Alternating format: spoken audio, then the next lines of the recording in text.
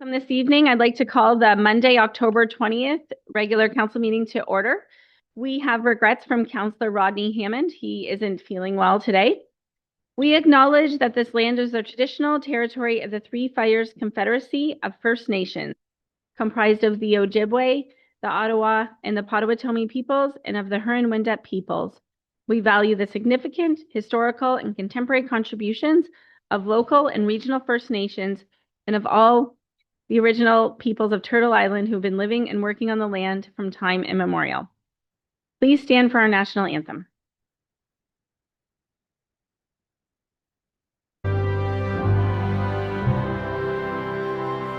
Oh, Canada, our home and native land, true patriot love in all of us command. Car ton bras s'est porté l'épée, il s'est porté la croix. Ton histoire est une épopée des plus brillants exploits. God keep our land glorious and free. Oh, Canada, we stand on guard for thee.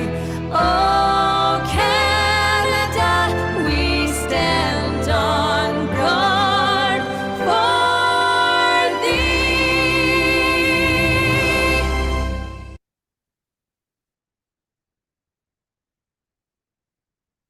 Mr. Malandrucolo for a closed meeting report. Through you, council met at 5 p.m. on October 20th, 2025, and moved into closed session pursuant to 239 of the Municipal Act, subsections 239.2C and 239.2J, to discuss a proposed acquisition or disposition of town-owned property in Harrow, and to discuss items related to an environmental order made by the Ministry of the Environment, Conservation, and Parks. And that's the extent of my report. Malandrucolo, I need a mover and a seconder that we adopt the published agenda as amended. Do you have an amendment? No, as presented. Deputy Mayor Shepley, Councillor Allard, any questions? Seeing none, all in favor? That's carried. Adoption of the minutes for the October 6th regular council meeting, needing a mover and a seconder to adopt them as circulated. Moved by Councillor Mady, supported by Deputy Mayor Shepley. Any questions? Seeing none, all in favor? That's carried unanimously. Moving on to public presentations, we have Heather Crew, Chair and Outreach of the Bicentennial Branch of the United Emperor Loyalists Association of Canada. Welcome, Heather. Much, Your Worship and members of council and staff. My name is Heather Crew, and I am here, as was mentioned, on behalf of Bicentennial Branch of the United Empire Loyalists Association of Canada. My hunch is there may be one or two of you who actually have Loyalist backgrounds within your own family tree. It's estimated 1 in 10 Canadians have Loyalist background. Can you Do I need to? on and off so that it triggers? Okay, so now it's on again. Picking up? Good. All right. So I know that Town of Essex is extremely proud of the very long history here and cherishes many buildings and sites through your heritage program. But by way of very brief recap for any who are unfamiliar with the United Empire Loyalists, I can say that these men, and they were only the men, who chose to remain loyal to the British Crown during the American Revolution from 1776 to 1784. Some served in the British military, others served to support the army in other ways, and a few were pacifists on religious grounds. As a reward for their loyalty and to help them escape persecution in the United States following the war, they were granted land lots, usually of 200 acres in border regions of Canada, including here in our region. To qualify officially as a recognized loyalist under the terms laid out by the Loyalist Association, they had to have arrived in Canada as adults by 1796. So there are some, for example, the Eiler family, they are considered late loyalists because they arrived a little later. Most of the loyalists who resettled here had previously lived in Pennsylvania, Maryland, Ohio Valley. Bicentennial Branch is currently engaged in a local project to honor the loyalists who settled in this region by installing plaques to mark their burial sites. Some already have historical plaques posted by the province, but these would be an undertaking of the Bicentennial Branch of the U. There were very few cemeteries here in the early 1800s, so most of them chose to be buried on their family farms. And those properties, as you can well imagine, have changed hands many times over the ensuing 200 years. So finding their graves is often a tall order. Many of them are now in fields that are under active cultivation. Today, several of those old family cemeteries are considered inactive, according to your website, by definition by the town of Essex. However, they continue to be maintained by town staff. And it is for this reason that we're seeking your approval to plaque the known loyalist burial sites that fall within the town limits. Most are in Ward 3 in the vicinity of Colchester, because their original lots always included waterfront access along the Lake Erie shoreline. Specifically, we would ask your permission to plaque 4 of the burial sites this fall, with more to come as we continue to research the exact locations of the Loyalist grave sites, again, primarily in the Colchester area. We have already contacted the living descendants of these 4 families and have received their permission to proceed. The loyalists we have in mind are Alexander McCormick, John Quick, John Snyder, and Rudolph Huffman. I know that Town of Essex recently designated the Snyder House on the shoreline near Colchester as a heritage site, and I believe that was June. And quite coincidentally, Alexander McCormick, who could be considered one of the founders of Colchester, passed away exactly 222 years ago on October 20, 1803, at the age of 75. Although a copy of the artwork was included in my request for a delegation, I have brought a plaque to show you. Sometimes it's easier to get a sense of it if you can see the actual artifact. So I would, back to the mic here, but I would draw your attention to 2 features.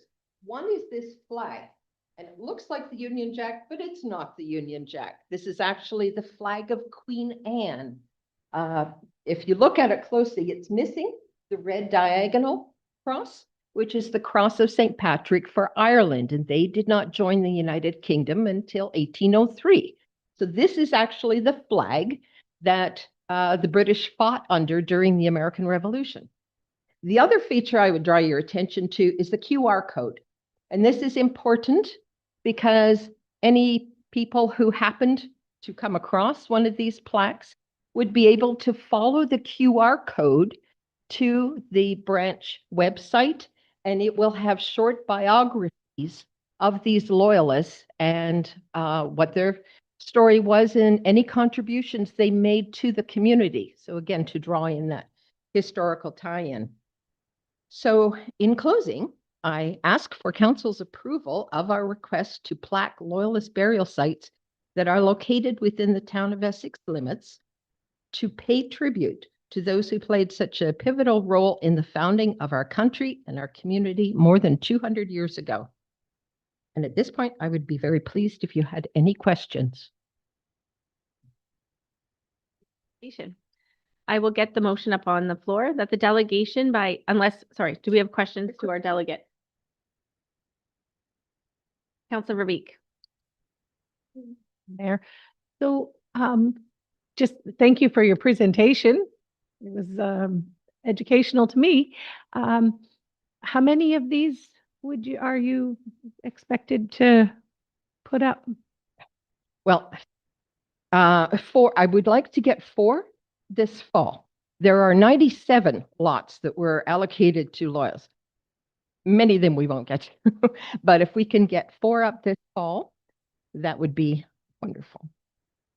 The other thing I did not mention, but I probably should, is that we're not asking for any contribution from the town in any way, shape, or form. The branch will pay for all of this, and if it's the preference, if approved, to go ahead, if it's the preference of the town to have town staff install them because they are in inactive cemeteries that are still under the purview of town, we'd be very happy to reimburse any costs for installation.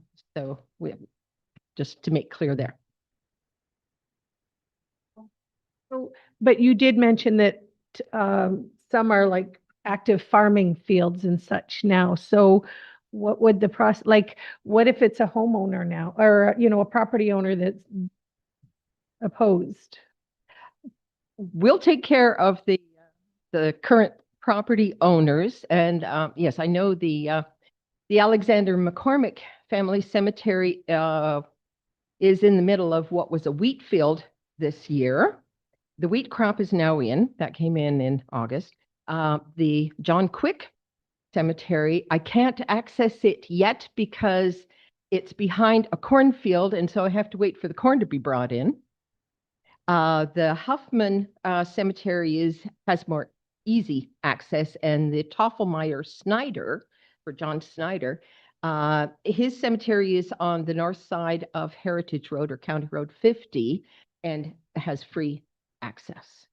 So yes, it's a consideration for sure. Members of council?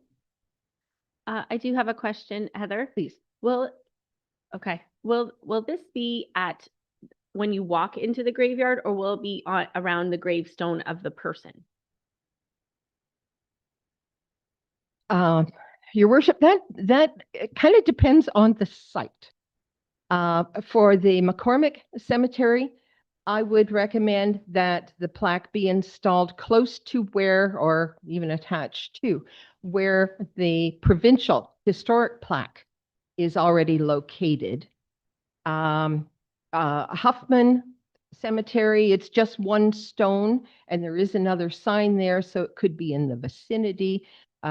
Similarly with the Toffelmeyer Snyder Cemetery off of Heritage Road.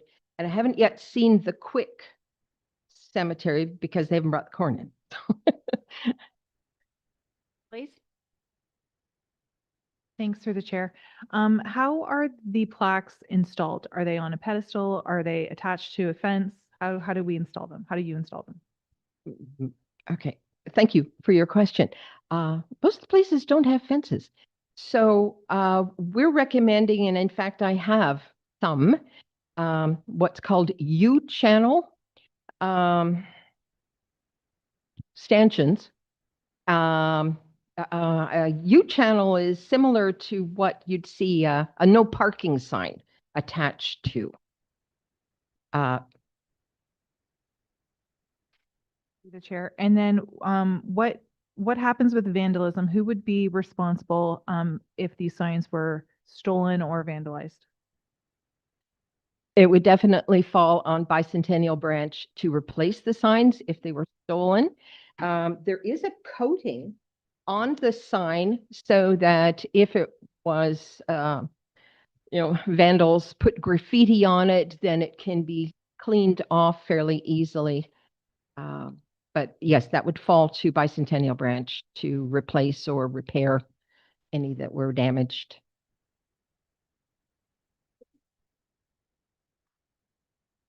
Thank you, Chair.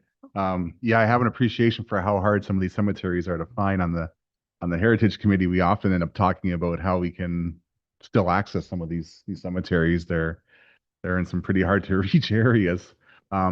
So I guess I have two questions. One is we're only looking at doing the sites are in cemeteries that the town is taking care of right now. Again, thank you for your question, Councillor. Not necessarily.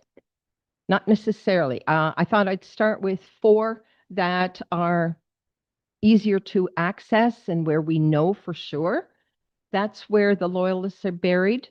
As time goes on and we dig further into the research of where they were interred, that will change.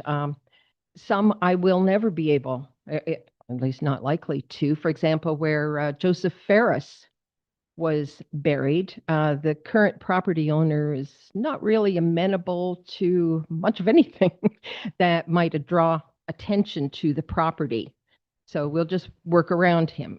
Similarly with Jacob Arner, they're not particularly open to it, but yeah. Thing for clarification. Through the chair, thank you. I just wanted to clarify a few things of how this request came to us and the reason why we have to bring it to council. So the request was, it was an email request to the clerk's department to ask to install the markers at the grave sites, at the cemeteries. And upon review of our bylaw, any cemeteries that are controlled or owned or controlled by the town would require council's approval in order for any markers to be placed there.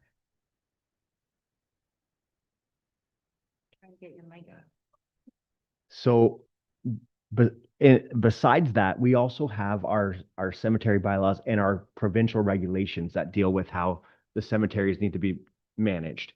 So I think what we're looking for today is to see what council's appetite is to at least start something with the association to allow them to start doing this. And then probably your direction to have the clerk's department work with them to install what is allowed at the cemeteries. And if you want to put any limitation to, do we start with the 4 that are being proposed? Or do you want the clerk's department to act at their discretion and then come back to council if we think we need more direction from you? Something like that, so that we can have some idea of how you think we need to move forward. So first of all, gauge your appetite. And then if you have the appetite, then give us some direction on how to work with this organization to place the markers. Councilor Mady.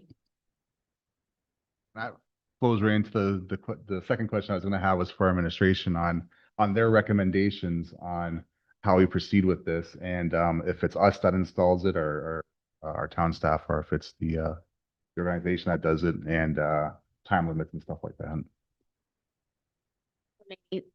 So right now I'll seek a motion from council, and then if we have further questions, that the delegation be received and that council approve the request to install plaques marking burial sites by the loyalists on town-owned property and controlled by the town in conjunction with the clerk's department. That means they're going to work with the clerk's department on town-owned property. So we'll leave it to our administration to decide. Moved by Councilor McGuire Blaze, supported by Deputy Mayor Shepley. Questions to that motion? All in favor? And that's carried unanimously. Congratulations. Thank you.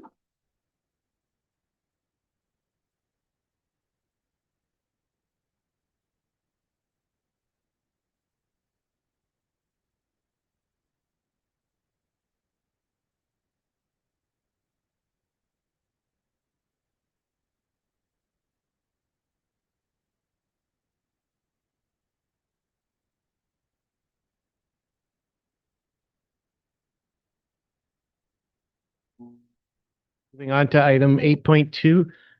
Can I get everybody to pay attention? Moving on to item 8.2 on the agenda. We'll ask, I'm going to have Mr. Duncan go to the delegation booth. You can just go to the delegation booth, turn your mic on. You'll have 5 minutes.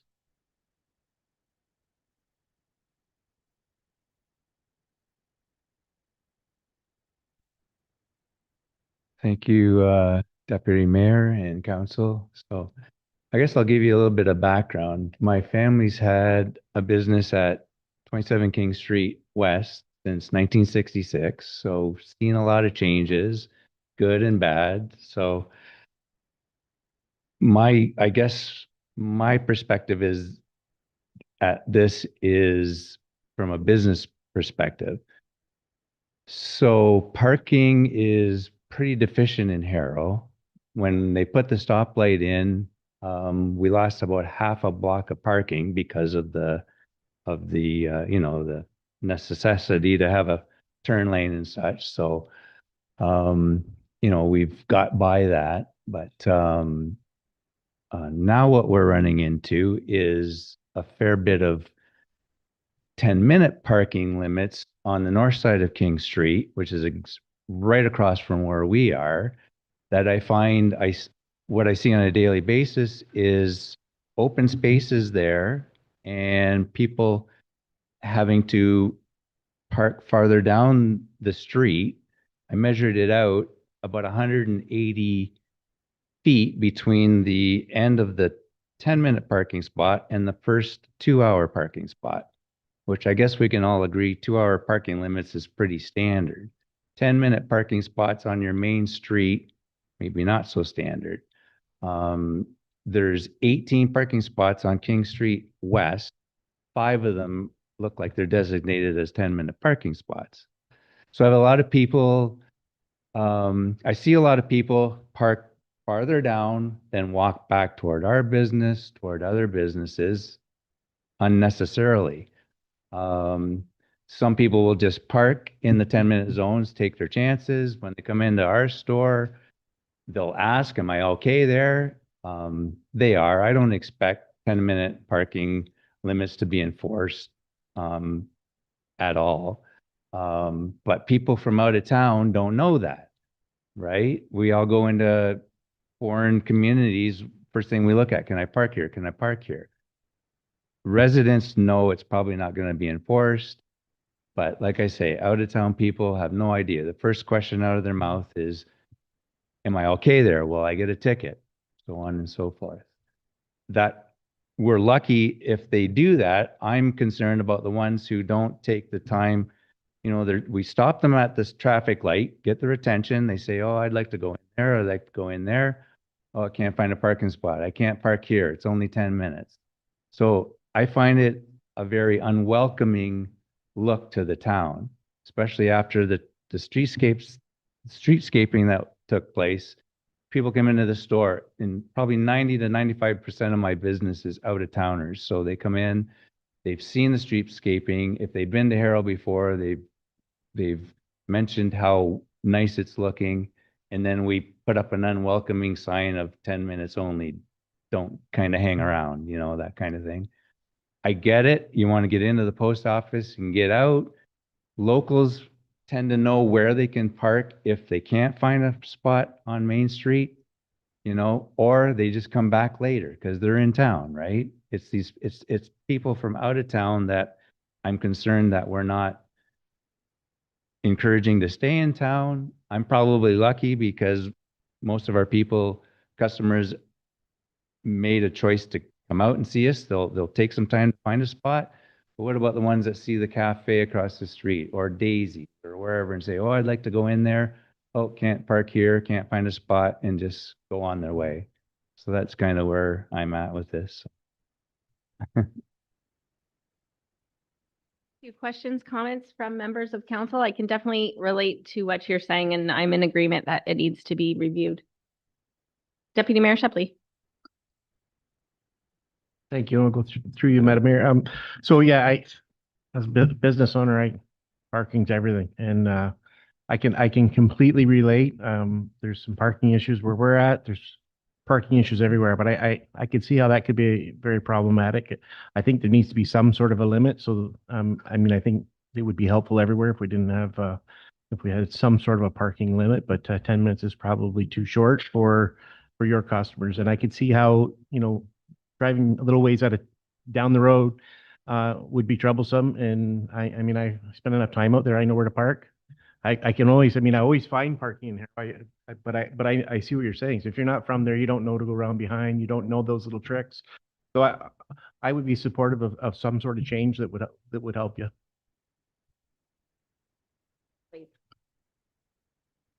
Thanks through the chair. So is there not a municipal parking lot right alongside the post office? Like, so if you see that there's 10-minute parking, there's a municipal parking sign like right there. Am I in the right spot? Mr. Gerard? Chair, the directly west of the post office is a municipal lot. Thanks through the chair. And then what are we, I know that there's probably a requirement we have to have, maybe we don't have to, but is there actually 5 parking spaces that are 10-minute parking? Like 5 seems like a lot. Maybe there's 3, but maybe we need to replace the signs. Through the chair, so the bylaw has it so that it's from the entrance of the parking lot to the eastern limit of the post office. That happens to work out to 5 parking spaces. Thanks for the chair. And then, does my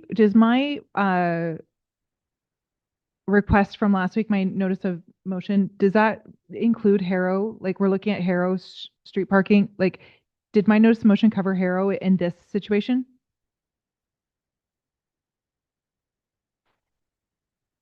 I'll let Director Girardi answer that one. The chair, it did not include Harrow, and that was because it was a motion from the BIA, which kind of spurred the discussion on the time limit parking. However, it could, Thanks through the chair. So later today, when my motion comes up, can we include Harrow as well?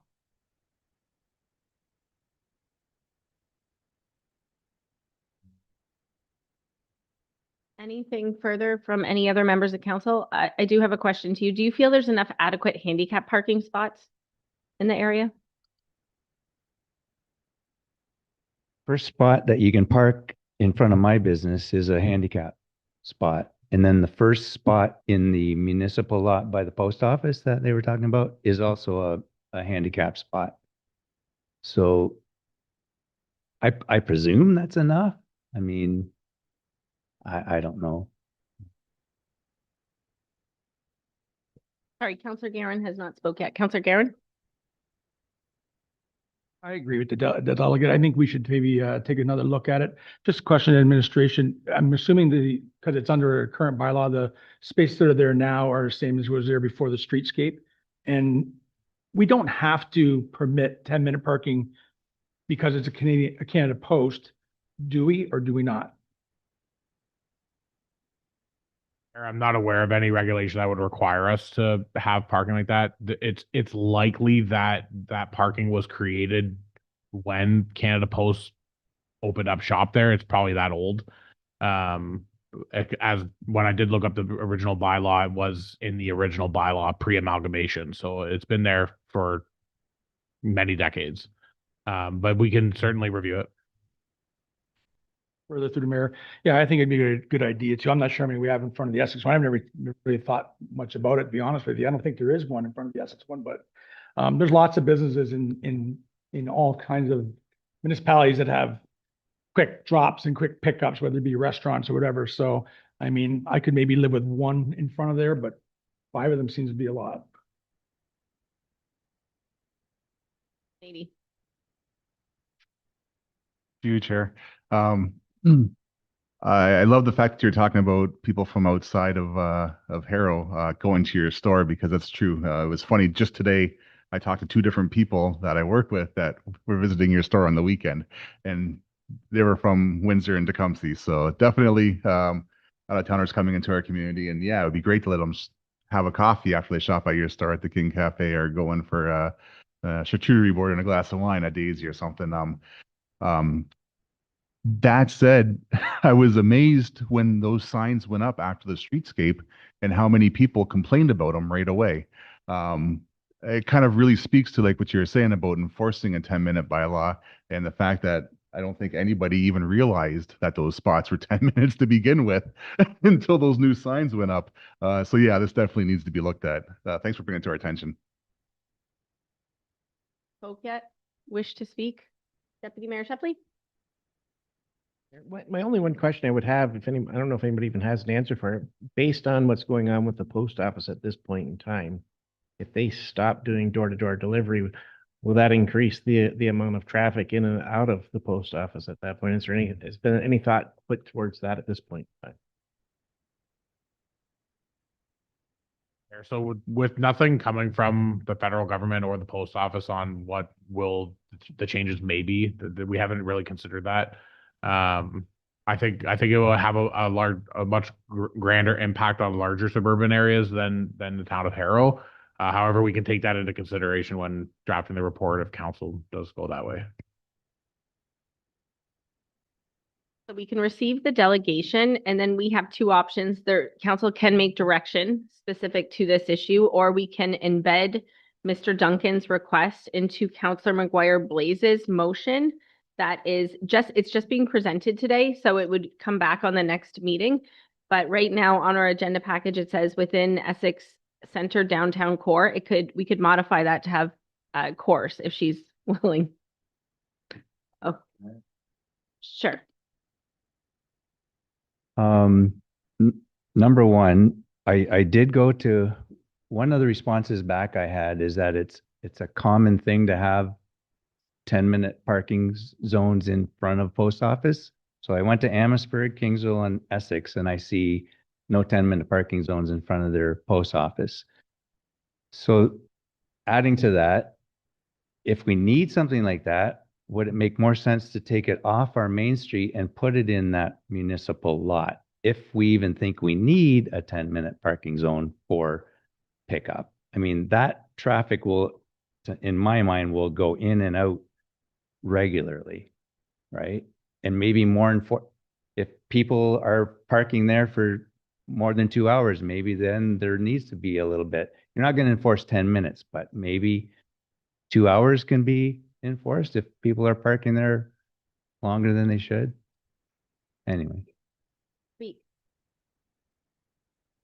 Madam Mayor, thanks, Mr. Duncan, for bringing this forward. I would be happy to make the motion to receive and to actually, I would like to make a motion that we remove those 10-minute parkings. I think that that would support the businesses along that road and the people that are the regular, it's only going to be locals that are using the post office.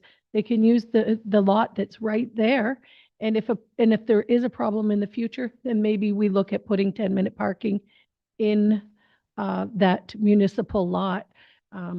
So I would make a motion that we receive his report and his recommendation to remove those 10-minute parkings. Councillor Verbeek, Director Gerard, can we proceed with that action without a report? Through the chair, I would say that the short answer is yes. You can direct us to amend the bylaw to remove parking. What I would say is that very similar to sidewalks and speedings, parking is a very contentious thing. So the quick removal of parking without consideration of all the factors could be detrimental to our reputation. So I would consider receiving a report first, but council does have the authority to amend the parking bylaw as you see fit. So if we proceed with Councillor Verbeek's motion, the bylaw would have to come back to council anyways. So I think it skips a few steps and I think it streamlines an issue. Administration brings us bylaws without us giving direction at times as well. So I'm going to look for a seconder for this motion. Councillor Allard. Okay, so the motion on the table is that we direct administration to receive the delegation and to recommend removing this section from the bylaw. Deputy Mayor. I have no problem with that. What I'm wondering is without any sort of limitation, then without a report of some sort, allowing for us to allow a 2-hour limitation, we're going to be right back here again potentially, because if you leave it open-ended, as I'm sure you can attest, cars park out front and they stay there. Without some sort of limiting requirement, doing what you're doing could have the complete opposite effect where those spots are no longer available for anybody. So I think we're either going to do it with the report or we have to make that amendment that there's at least a 2-hour window in there. Otherwise, we're creating a bigger mess than you think. Amendment that it be 2 hours as well. Okay, so Councillor Guerin. I'm not sure, maybe administration can fill in that hole. I'm pretty sure on our main street, it is maximum 2 hours anyways. And again, I would have been okay with eliminating 4 of the 5 and even 1 even. I mean, that might even help a little bit. But I'm pretty sure it's 2 hours on the main street anyways in the district. The chair, so it is 2 hours in the core of Harrow. However, when drafting the bylaw amendment, we will ensure that that section is 2 hours. What I would ask is maybe council, I'm not sure if there's a seconder on the floor, I can't remember, but if there is, then maybe there's a friendly amendment to include that as a 2 hour parking, so that we can ensure that the amending bylaw includes that. Counselor Allard, are you okay with a friendly amendment with that we include the 2 hours? Okay, Counselor McGuire, please. Thanks through the chair. I'm not opposed to it. Obviously, I want to take a look at parking. I just don't want to do it this quickly. I think we need to take a look at the entirety of the parking situation as a whole and not just in front of this one building. So I think we're jumping the gun here to hurry up and just get rid of the signs when, like Deputy Mayor Shepley said, we could be making a bigger problem for ourselves in the long run. If we take a look at the entire picture and then make a decision, then we know the entire picture, and then we have time for feedback from residents, feedback from, I'm sure the businesses are going to agree, but maybe that 10-minute parking spot is used frequently, and so just to remove them all, I think that's a mistake. I think we're jumping the gun here, and we're trying to go too fast, to be honest. Blaze, we are missing our Harrow rep, but I have spoke to him about this, and I do get complaints about this all the time, not just from Mr. Duncan. I've got complaints from business owners along that strip. So I think we can do both. I think we can support this tonight, and then we can also look at the whole picture, because we know the whole picture is going to take a while. It's not going to be fast. And I want to provide immediate support to our local businesses, especially going into the winter season. Parking is even more of a premium because it gets dark earlier and we lose shopping hours. So I will definitely be supporting the motion. Any further comments? All in favor? Opposed? One opposed, and that is carried. So stay tuned from us. Thank you for coming. No unfinished business tonight. Reports from administration will go to Legal and Legislative Services 2025-20, the 2026 municipal and school board election voting method. And we will go to our Director of Legal and Legislative Services, Director Malanjuco. Through you. In front of you is a report that starts basically our cycle in looking towards next year's 2026 municipal election. So the first thing that we're coming to council with today is to establish our voting method. After we've established our voting method, the clerk's department will come back to council throughout the year with multiple different bylaws to continue the process and to confirm how we're going to be holding next year's municipal election. So the report in front of you today is a report that we drafted, and the approach we took was to consider what we thought were the best things that we found in municipal elections in neighboring municipalities and in the province of Ontario, and what we thought were the problems that we dealt with in the past with regard to municipal elections. And we came up with a report that we thought provided what was the most cost-effective, efficient, least resource-intensive, and most trustworthy way of voting for the 2026 municipal election. And so what we brought to you is we brought to you two options. The first option is a hybrid voting option using an online voting platform, but restricted to in-person voting. The second method is a fully online voting method with voter assistance centers. The reason why we're bringing these two proposals to you is because as we started to do our research on how different municipalities throughout the province were proceeding with their election methods, we came to find out that there are going to be some issues with tabulators this year. Most of the municipalities in Ontario are already moving towards some sort of electronic voting method. We understand that with some residents and some municipalities, there isn't trust yet for an online voting, a fully online voting method. So basically what we're telling you in this report is we think that the online voting method is now what most municipalities are using and what we do think that the municipality should use. But understanding that the trust is probably not there with residents and council yet, we are recommending a hybrid method. The way we see this hybrid method working, and we are trendsetters in this, is that it would be something like a touchscreen voting platform where everything looks just like your regular voting method, where it looks like you're coming in to do a paper vote. You get your notice just like you would for a paper vote. You come in, you check, you get your identity verified.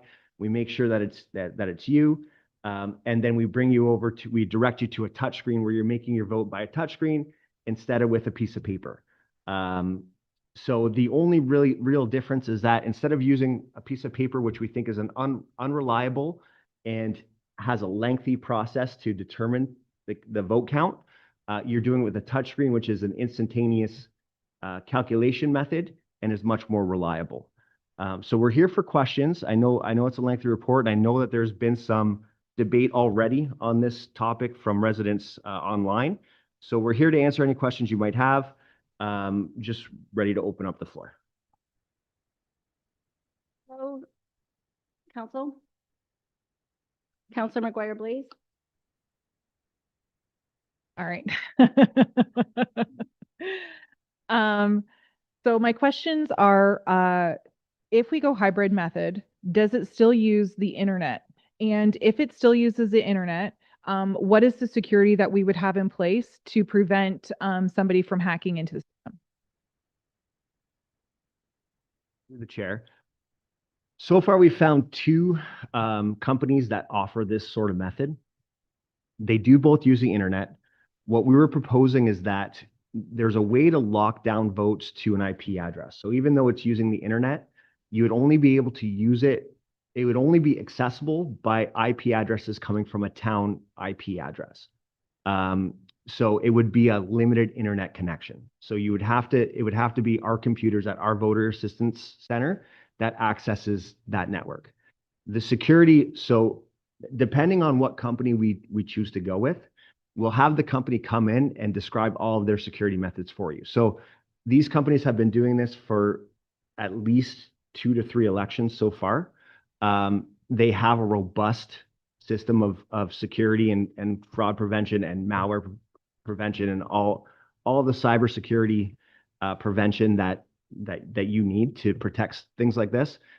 It's somewhat similar to some of the methods we use to protect our 20,000 emails that go in and out of the municipality every day, right? So they do have a robust system of network security that they'll be able to explain to us once we select the supplier that we go with. Through the chair.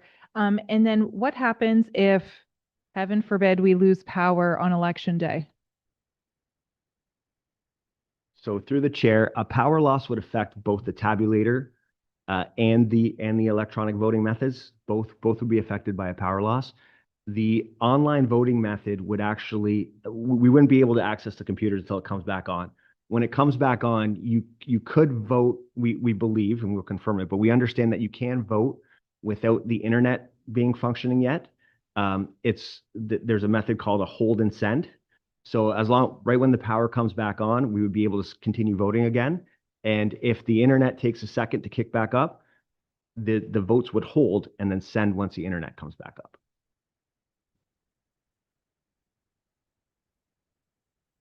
Is that something that we could be guaranteed? Like, I would hate for us to go with a hybrid method. We lose power in Colchester and everybody votes, keeps voting, thinking, okay, it's holding, and then power comes back on and we've lost 100.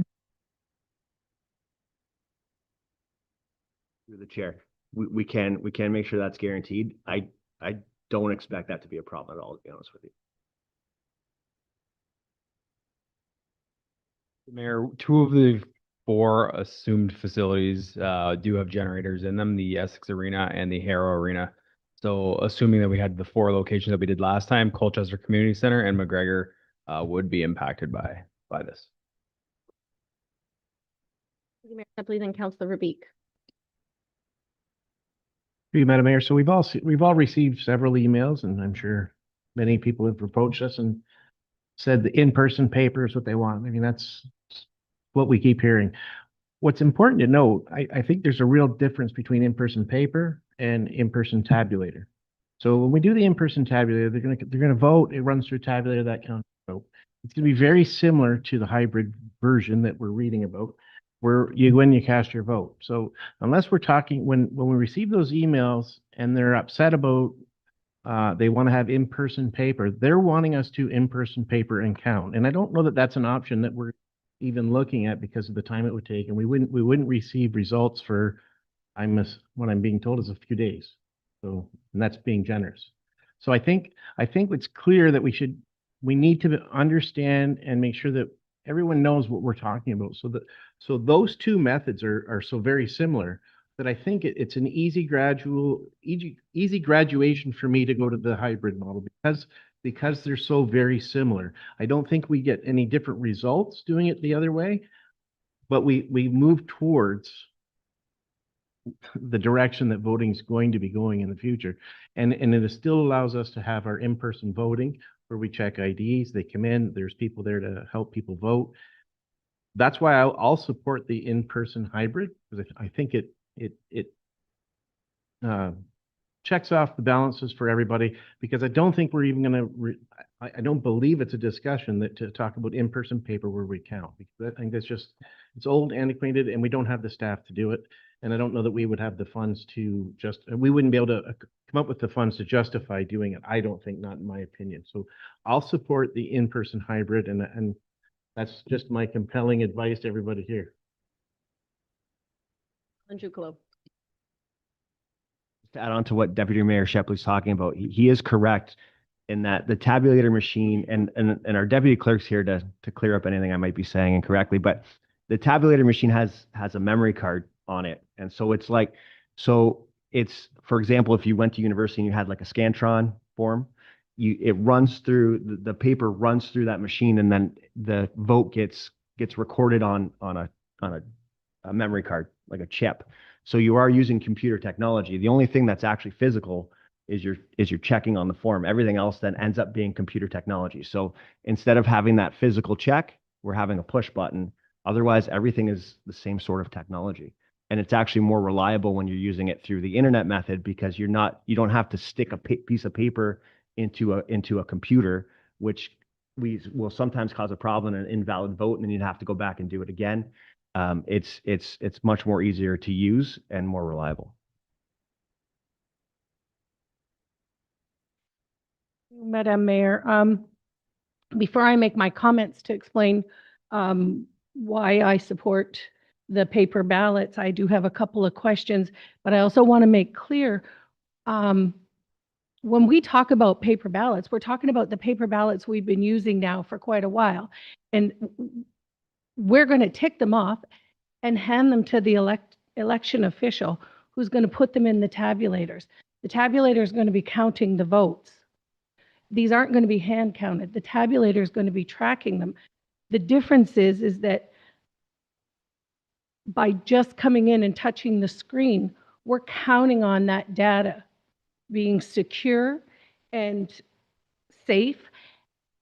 If something is wrong with the tabulators, there's always the paper that is always there. And in the past, there have been times where there's been recounts required. So that is just to draw some clarity on that whole paper thing. We've been all using the tabulators in different levels of government voting for a while now. My other concern that just popped up out of this, listening to you, Director, was the touch screen. So this weekend I was at an event and one of the facilitators threw an exercise in a workshop, and we had to scan the code, and we're all on our phones, and we were voting for different things. How many times have councillors been harassed in Ontario, reported, whatever the questions were, different ones. I was only one of the people at my table that accidentally hit the wrong button. There was no going back. Like the 4 answers came up on our screen and we had to hit. I hit the wrong button. I wanted to choose 67%, not whatever that I hit. So I'm just wondering, like, what kind of safeguards are in place? Or, and honestly, if I bring my mother and I tell her, you've got to get all this help to get up to this computer, and they're going to have it all set for you and you just have to choose. She hits the wrong button. What's the safeguard there? That's one of the questions.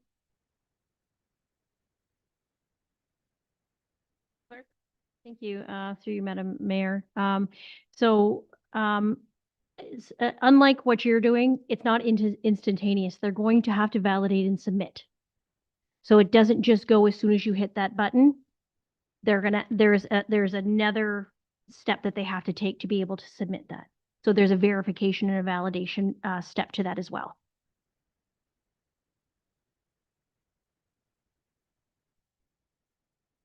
I'll come back to you, Counselor Verby. Okay, Counselor Allard. Question. The idea of calculated vote through a computer that uses internet can be accessed outside, but only in the company, within the town that could access it. If we're out in Colchester and somehow the computers go down and it comes back up and it has to be rebooted, is there people there that are qualified for rebooting and resanctioning the with trust?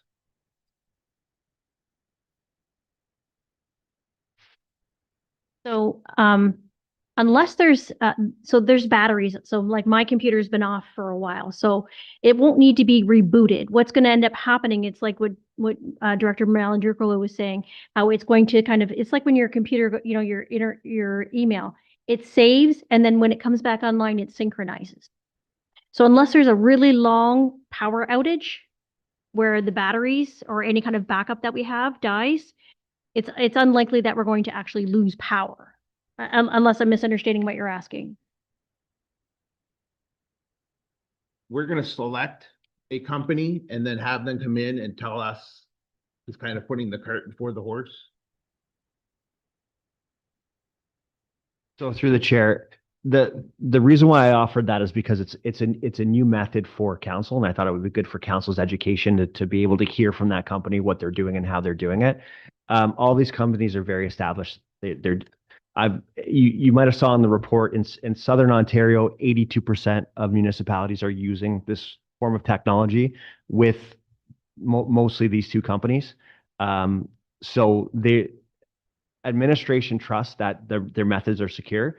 It's for council's benefit for them to hear what they're doing. Yeah, Counselor Guerin. Yeah, it always seems like someone's trying to come up with in life something bigger and better, and to try to fix a problem that I didn't even know we really even had. The way we've been doing it seems to be fine. The only issue I have with any of the options is are we trying to solve a problem with security, reliability, money? I think all of those three are going to be a consideration in anything we do. So to me, it comes down to voter turnout. I want voter turnout. And if you look at the other two municipalities last election that went with mail, way above and beyond what paper did. To Essex, that would have meant a difference of 670 to 1,500 more voters. Whatever way we go, I don't care as long as we can get some voter turnout. So I'm okay with option one. I like the idea that it's pretty close to what we're doing now. I could side with that. I don't know if we have to make the decision today. I'd like a little more time myself, but that's where I'm at with it. I mean, the in-person hybrid option one, as it's laid out, would be the way I would want to go, or just stick with the way we did it before. But again, I like what those other two municipalities did in getting voter turnout out. Instead of 30 to 40%, they're getting 45 to 50%, and that's huge numbers. The chair, your comment on whether or not we should be doing it today. To be honest, administration would rather we went back to paper voting than not make a decision today, only because we're foreseeing some issues with the tabulators and receiving the tabulators. There's been an issue with one of the tabulator companies being purchased by an American company, so a lot of councils are not going with that company anymore. So I'm sure that our council might have some issues with that company. Our neighboring municipalities who are going with the tabulator method, they're entering into a joint RFP because they're foreseeing these issues. So we want to try and get along with them in that joint RFP if that's what we're doing. So we want a decision. Like I said, we brought what we thought was a cost-effective, efficient method that addresses some of the issues that we've had in the past. But if council wants to stick to a past practice, I think if you let us know today, it would be a lot better than if we waited to debate this more.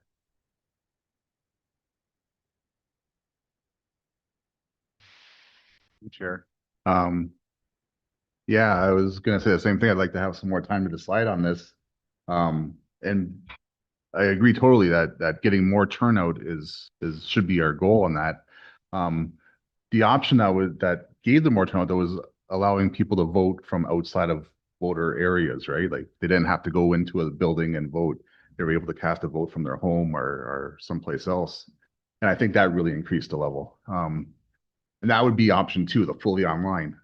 But I don't believe, from all the correspondence I've seen, I don't believe anybody in our area is ready for that. They don't have the trust in that system.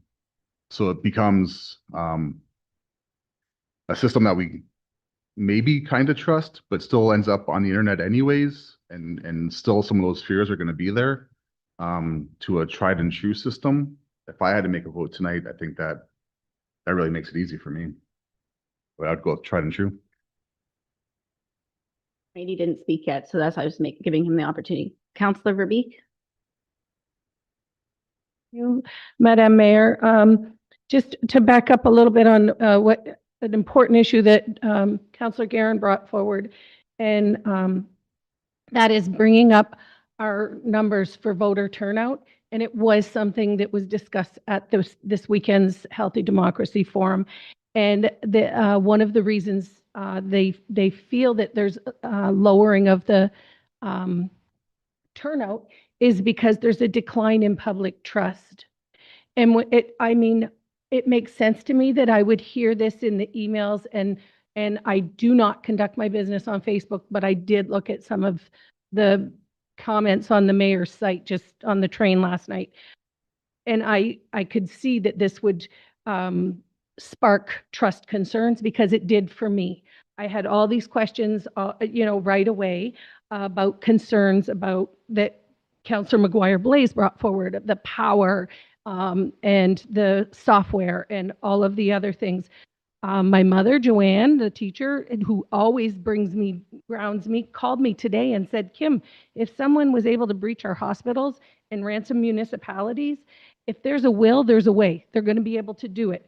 And if there's anyone with malicious intent, which who knows, they would find a way. And I believe that she was correct in that.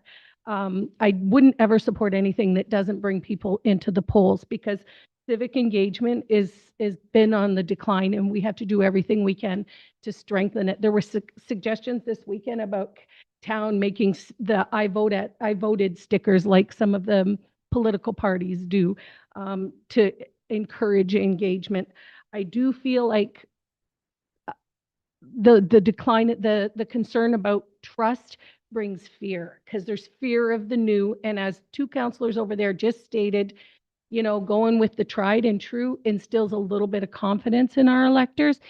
And if it does cost us a little more money, the money's going to members in our community that have kind of become accustomed to these election jobs, and they know they hustle for a day and they get a couple $100 in their pocket. I'm not terribly opposed to that either. So I would, and is there a savings? You just mentioned Amherstburg, Lakeshore, and Leamington have made the decision to go with the tabulators. So if we get on board with them in procuring these tabulators, is there a potential for savings there? The chair, I'll answer your question on the savings first, and then I want to make a comment on the hospital comment. So it's actually more expensive. It's going to be about $50,000 more to go to the tabulator method. And one of the other things we need to do is we're going to have to hire a full-time elections coordinator, because there's more coordination required than with the other method. As far as the hospital hacking issue, the one thing I wanted to mention about that is it's a little bit different in that the hospital, like when you see things like the hospital hacking, What that is those are hackers who are holding information in order for people to pay them in order to release. I think what we're looking at in just administration's opinion is we're looking at a 17,000 person municipal election vote. It's not something where somebody would be trying to attack us in order to hold those votes and charge us millions of dollars to receive them. It's not something that actually makes any sense for a hacker to do. What we would be worried about is somebody potentially trying to influence the vote for themselves or for a friend or something like that. Again, you would need to have the type of education and knowledge and training and access required to do some sort of hacking like that, which to be honest, I don't think is realistic in a small municipal election, but that's just administration's opinion on that. For the clarity on that, because I think I got a little muddy with Mother's phone call. She wasn't suggesting that it was anything like the hospital. It was that those breaches there at that level and ransoms to different municipalities have created trust issues.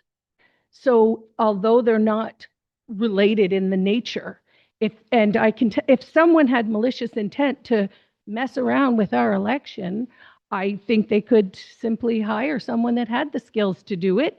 Who knows? But I don't. So that's where my trust just comes way down. And I understand the residents having decline in trust, concerns about the trust with that.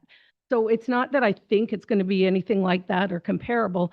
It's just that those things that we've already witnessed create fear, and fear is not a good way to approach an election. Councillor Guerin? Thanks, City Mayor. Well, since we're being asked to make a decision one way or the other tonight, kind of looking at what I was saying earlier, now being told that it's 50K more to go to tabulators versus paper, I don't feel we had an issue to solve in the first place. I'd rather spend, instead of 50K difference in going with tabulators, I'd rather spend money with campaigns to try to drum up more voter turnout as opposed to going to tabulators.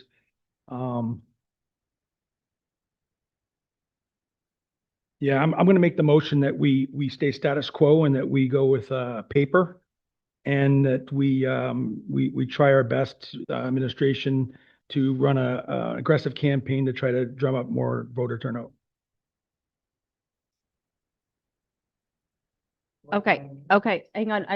I'm point of ordering it myself. Councillor Guerin, we just want to be clear. You want paper in person? I want exactly what we did last time, 2022. All right. So Councillor Guerin has made a motion that it is paper in person, what we did last time. And Deputy Mayor has a point of order. I think, I'm not sure if Councillor Guerin understood the numbers right. Maybe you can explain it, 'cause I think you get the numbers backwards, so The chair, tabulator means paper method. That's what counts the paper votes is the tabulator. So the paper method is actually $50,000 more. Wanna, Stick with the motion. We'll strike that part of it, but I'm going to stick with the same motion. okay, so moved by Councillor Guerin that we go with paper in person, which is what we did at the last election, supported by Councillor Verbeek. Comments to the motion at this point. Deputy Mayor Shepley. So again, I it's not that I have anything against the way we were doing it. It's a $50,000 savings to put trust in a system. It's the same system virtually as what we're going to do. It's the Dominion voting system doesn't have a lot of trust. We're not embarking trust in residents by using that. It's a tabulator. It's the same thing as what we're talking about using. If we're gonna use a tabulator of any kind, let's use the one that's a little bit more reasonably costed for us, that brings us a little closer to moving into the way future is going to be voting. And it allows us to have that opportunity. And then we can look at online voting in some sort of way down the line. This brings us to where we need to be. It makes us a little different than everybody else, but we're still trusting a machine either way. And those machines can be messed with. If you want to, all the conspiracy theories, look them up. They're all out there. Doesn't mean they are actually true. But having the public trust, you're doing it the same way either way. And we say 50,000 if we go with the high. And I'm going to support hybrid version. Reps haven't spoke yet. I'm going to go to Mr. Foster. Perspective, technology is our future, obviously, and with digital security the way it is now, it seems unlikely to me that voter fraud could be like, I feel like we're really eliminating a lot of human error here, right? Like there is room for human error in a count. We've seen that in counts in the past, not necessarily here, but federal elections were like countrywide. I just feel that if we go to a digital method now, we're embracing the future. Clearly, I think it was 81% have moved on is what I heard, 82%. Why would we risk falling behind, right? It's clearly what's going to happen eventually. If 82% have moved on, we're going to have to eventually. Let's take the initiative now instead of waiting till later. And it's 50 grand of savings.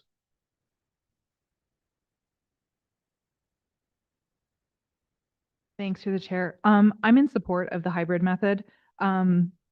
We did receive a lot of, I received quite a few emails with people, and I did reach back to every single person who emailed me, and I asked them, they were strictly against internet voting, which I understand. I am at the moment against internet voting as well. But when I questioned the hybrid method, I'm going to say 3/4 of the people who wrote back to me wrote back and said, well, I would support that. That's not internet voting.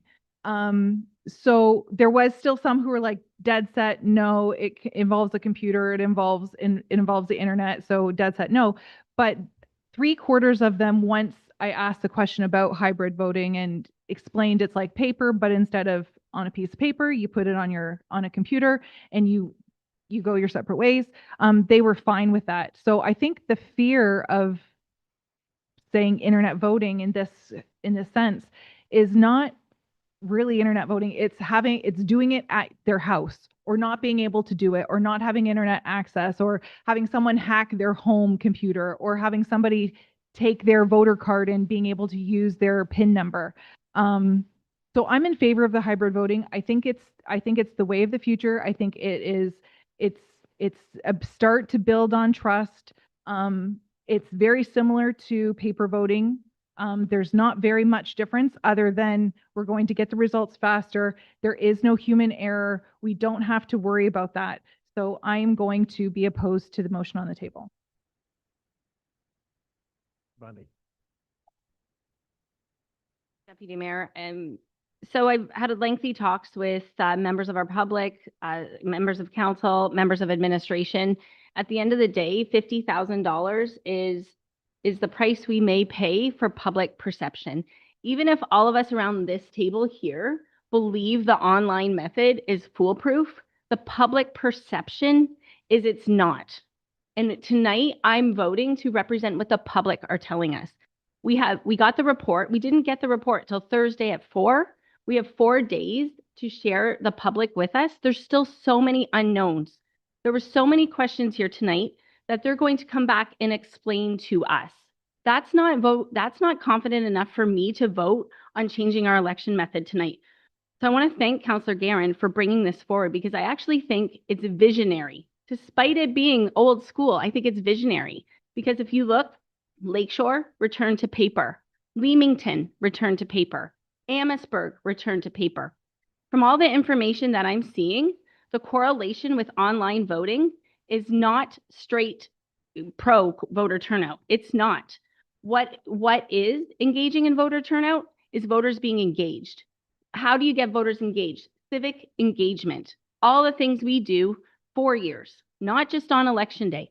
Everything we do for the next 4 years leads to voter engagement, which is why some positions, if the mayor and deputy mayor are claimed, people don't go out and vote because they're not as engaged, they're not as passionate about what's going on. I do believe what Councillor Allard said. Are we putting the cart before the horse? I absolutely agree with that. We don't even know who's going to provide our internet election for us, even though it is visionary. I do give our staff a pat on the back. It is visionary, online, in person. If that's the way it ends up at the end of the day, I'm not going to go to bed crying, but I think our public trust and our reputation is online tonight because our residents haven't had enough time to digest this. And it's one of those things, and I hate to bring in a different file, but I'm going to. We voted in here one day to have a streetscape with bollards that we thought were removable. And then when push came to shove, they weren't. So it's one of those things where when your gut is telling you something that it may not work out the way we see it, that's how I'm envisioning this. I'm predicting that there could be a lot of hiccups, and I don't want hiccups in our next election. I do think it's going to be more staff intensive than just telling people to go walk up to a computer, because our seniors are going to walk up to the computer and they're going to go, well, what do I do next? I need help. I think it's going to be intimidating for them. I also think that that our residents are trusting us. And I think $50,000, our administration has said that we can find the money. I also believe that if we procure with the town of Amherstburg, Leamington Lakeshore, if we're in with Amherstburg, Leamington Lakeshore, that's majority of our county. This county is right close to the United States. Our residents have a mentality that they don't trust the election process because we're a border area. That's why we're an anomaly to the rest of the province. It doesn't matter to me really what the rest of the province is doing, because this is where we are and this is our feedback to our residents. So if I had to vote in a couple weeks where we had, you know, our person, our contract here telling us, showing us, walking us through it, it looked like my vote might be different. Tonight, with 4 days notice, with not enough time for public engagement, I can't support the online in person, because our residents are telling, and if our residents are telling us right now that that's what they want. So I'm going to listen to them. When I go out and I solicit feedback from residents, I'm going to listen to them because I work for them and they pay me. So if you look at the 4 tests, or the test requirement by the MEA, secrecy and confidentiality. I'm worried, like I said, people walking up and needing help. Fair and unbiased voting process. We know that the paper ballots are tried and true. We know that we have honed in and fixed every proxy loophole because we made sure. We know that we bring polling stations to our retirement homes. I think that it works the way it is, and I would be up to looking at it in the next election, but we need to have more time to be able to explain it to the residents. Even if I completely think it's foolproof, our residents don't. So I encourage council to think about the residents who really want to put trust in us, and they're counting on us to have trust this election, not in the future. Thank you. Councillor Mady next. Thank you, and through you, Chair. I just wanted to say thank you, Cole. That was a great synopsis there.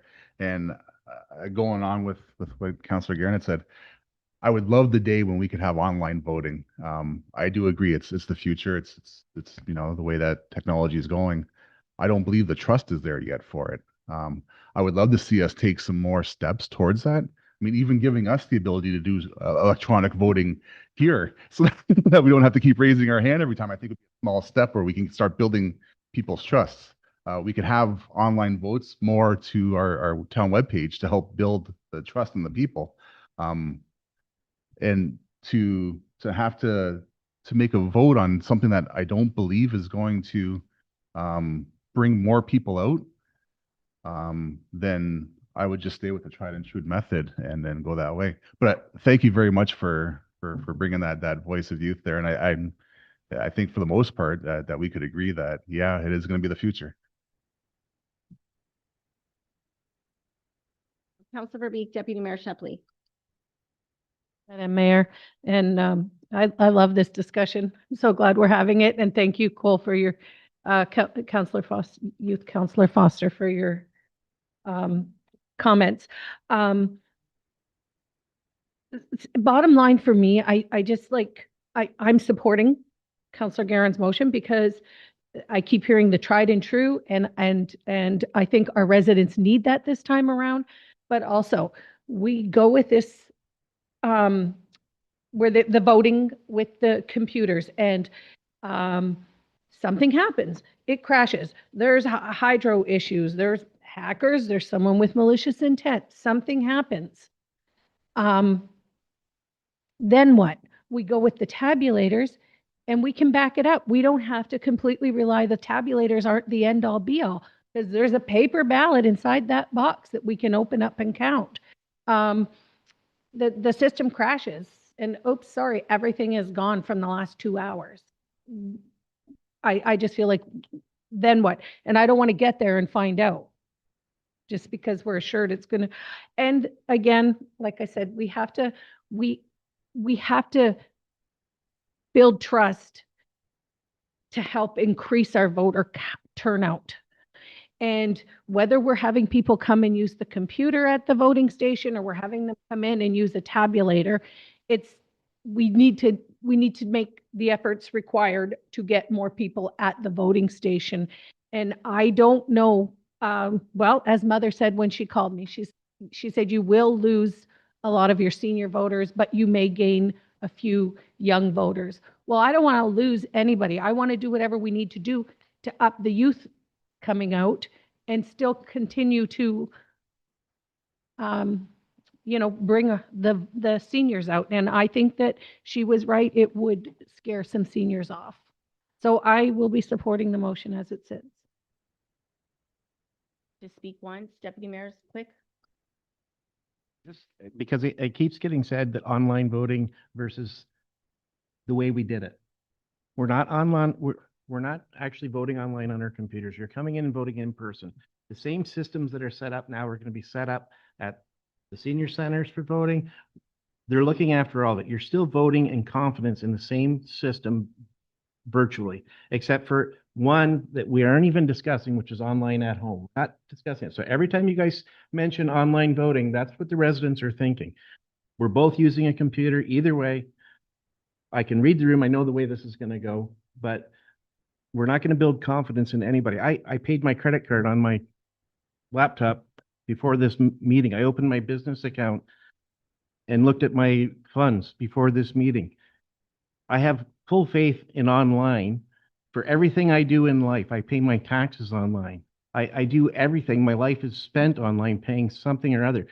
There's so much security there. And what we're talking about is somebody coming into town hall or in an election center and voting on a computer, pressing a button or marking a paper and running it through a computer. It's the same. And I'm frustrated by this. I'm not usually frustrated. I'm frustrated tonight.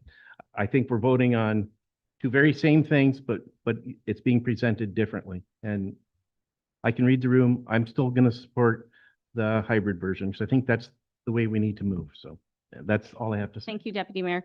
Youth Member Foster, then Councillor Guerin will have the final words as is his motion. Keep it quick, but nothing's going to change if nothing's going to change, right? The trust isn't going to magically appear. The jump's going to have to be made eventually. I just don't see why we need to postpone it over 4 more years. Thank you. Councillor Guerin will have the final word. Thank you, through the mayor. Yeah, all deputy mayor's points are valid, and same thing with youth councillor Foster. But I've been in these places when it's computer, and there's a demographic that are still afraid of that computer.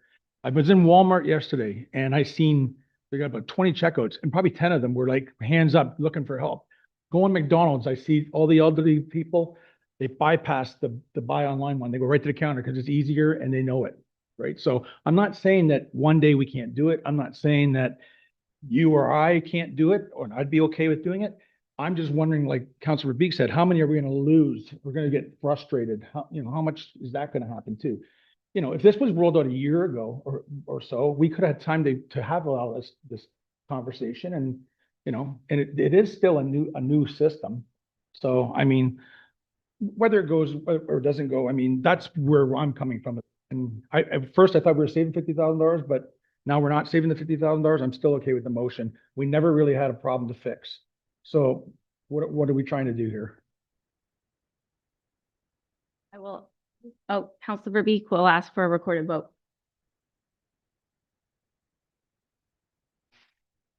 Beek has requested a recorded vote. Councilor Beek, how do you vote? Councilor Beek supports. Councilor Allard, how do you vote? Councilor Allard supports. Councilor McGuire-Blaise, how do you vote? Opposed. Councilor McGuire-Blaise opposes. Councilor Guerin, how do you vote? Councilor Guerin supports. Councilor Mady, how do you vote? Councilor Mady supports. Mayor Bondi, how do you vote? Mayor Bondi supports. Deputy Mayor Shepley, how do you vote? Oppose. Deputy Mayor Shepley opposes. So by a vote of 5-2, the motion carried. Okay, thank you. Moving on to operations winter control on sidewalks and downtown cores. Director Gerard, do you want Mr. Nucio? All right, our Manager of Operations and Drainage, Norm Nucio, is here. You and through the chair, as per council's request, administration has prepared a report for winter control services in downtown cores in regards to winter control on sidewalks. The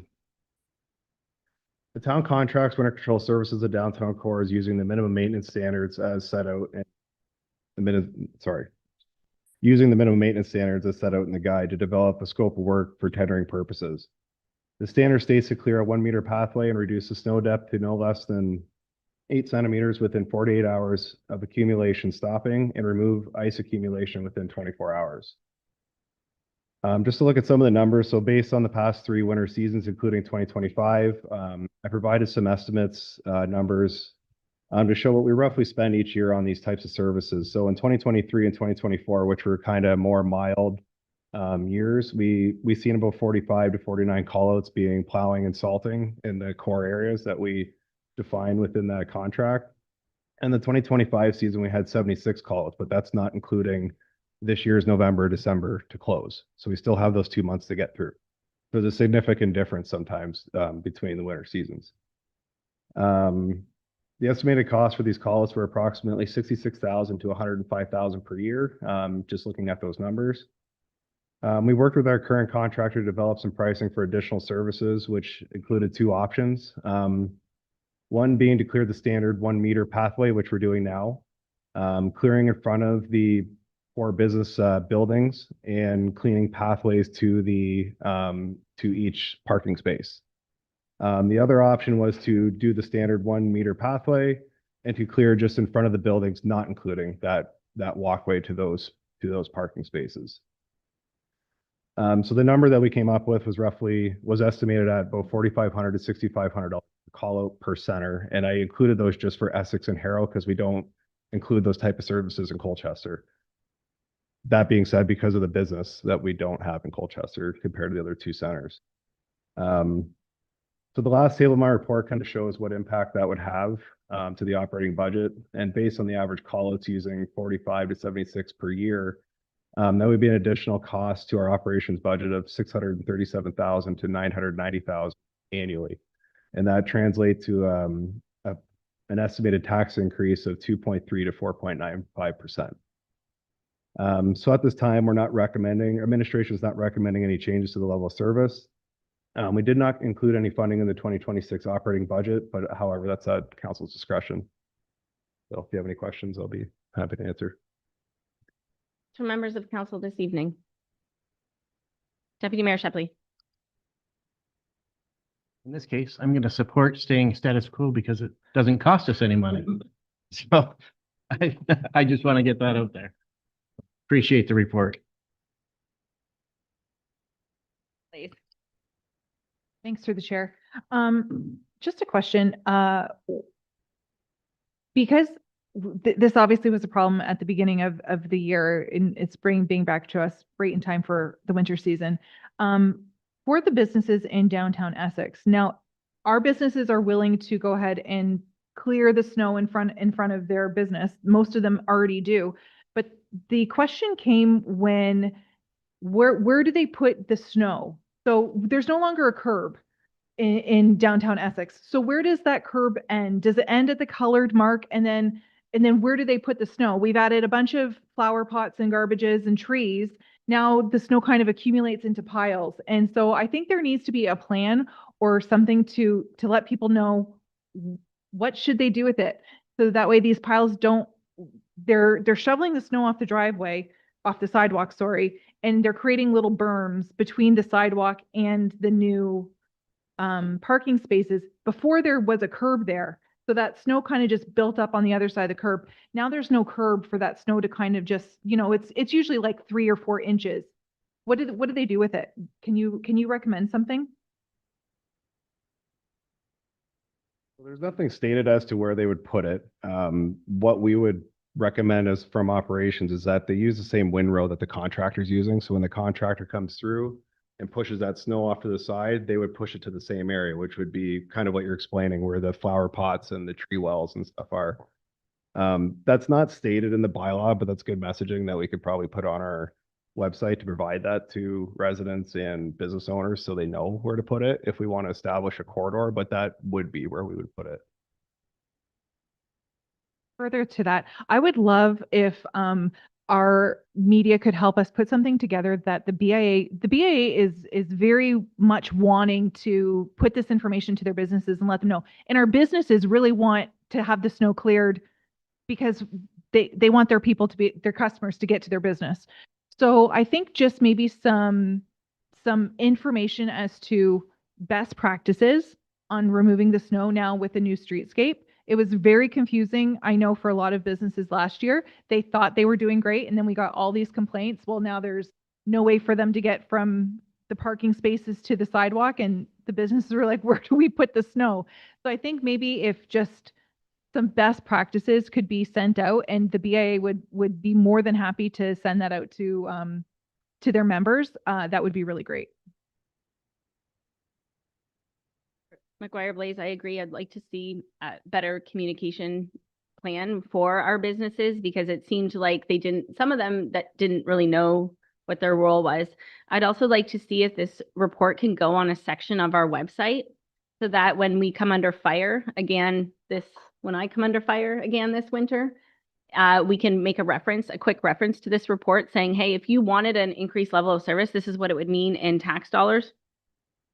Also, like, I don't know, maybe we can talk about it in budget or one day. And if businesses, I don't know, I just thought it would be cool if each one got a shovel with a flyer and said, this is your shovel from the town of Essex. Please keep it handy. And these are your responsibilities to make a little windrow so that you can get to the car. But I thank you for the report. And I'm really glad at the time that it came because it came right before snow hits. Councillor Mady. Chair. There was one area in the report. We have a brand new sidewalk down in Colchester there, and I noticed that the town's going to take care of most of one sidewalk, or actually not even the town, a contractor. We're going to have a contractor come in and take care of most of one sidewalk, stop with about one property, go around, come back up, and then take care of most of the other sidewalk. What I'm going to ask for tonight is just where's the best way to talk about having that contractor just go straight down that sidewalk and not leaving a couple broken areas. So I review this with the manager of Parks and Recs also. So those sidewalks that you're speaking to in Colchester, we sit down and kind of decide what the town's going to take care of and what the contractor could take care of. So if council wishes, is it not on the list now as being taken care of? Like 3/4 of the sidewalk is taken care of. There's just two small gaps that aren't going to be taken care of. So I'd like to have the whole sidewalk taken care of. Yeah, I just need to know how to go about that.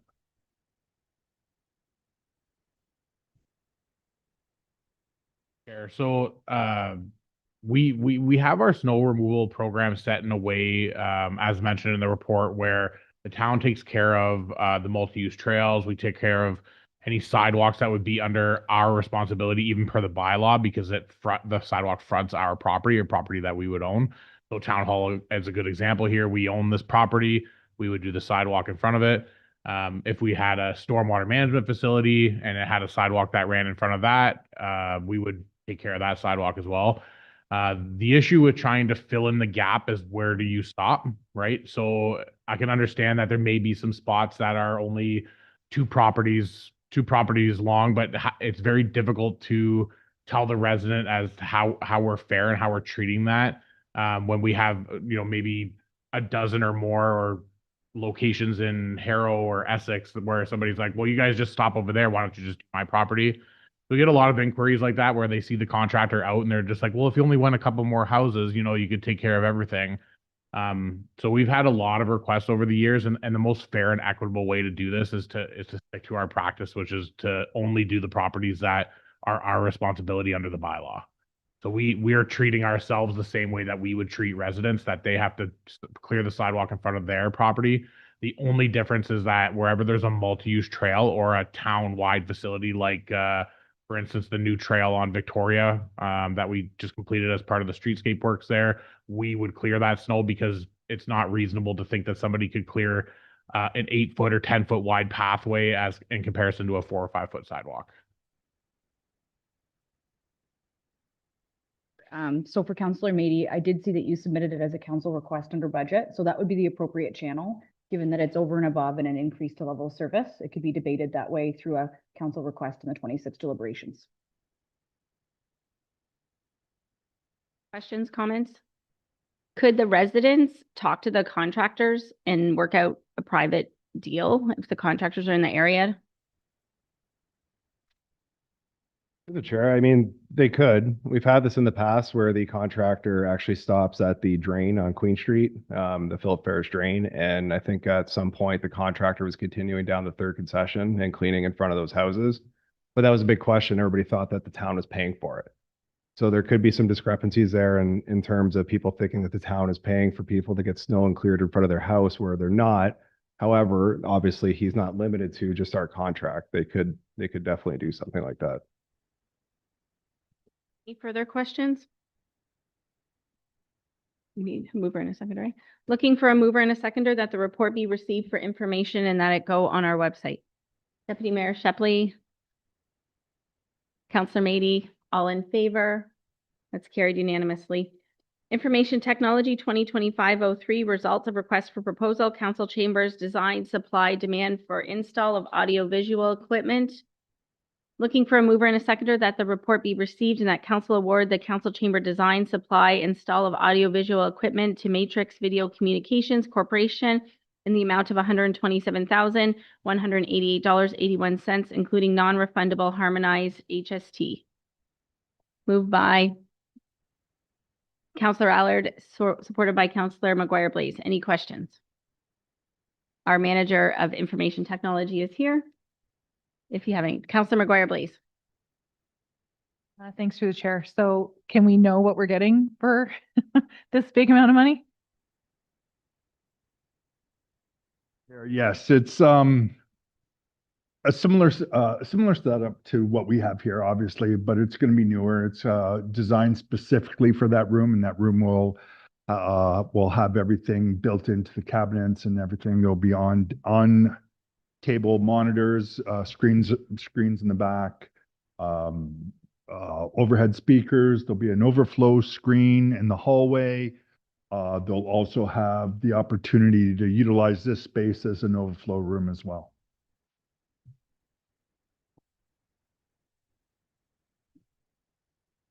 Another enhancement would be integration directly into eScribe.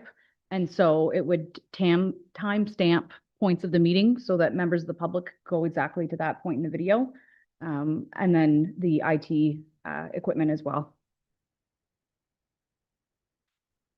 Through the chair, would that, does that include like the voting at our desks, or we still does that include that computer internet voting? Through the chair, it would include the ability to do voting casted. And it includes, we could swap back and forth throughout the meeting from verbal votes to online votes. Councillor Mady. When I heard the eScribe, my ears picked way up there, and I just want to say thank you for bringing in that technology and allowing us that ability to vote like that and help to bring up some public opinion on that. Thank you very much. Thank you for the report, Jack, and it's nice to hear that we're going to have online vote, like are able to vote on a system, which brings us into the future, which is amazing. I really appreciate you bringing that to us, and I look forward to it. It's something we currently use at the county, and I have a lot of confidence in it. It works very well. Thank you very much.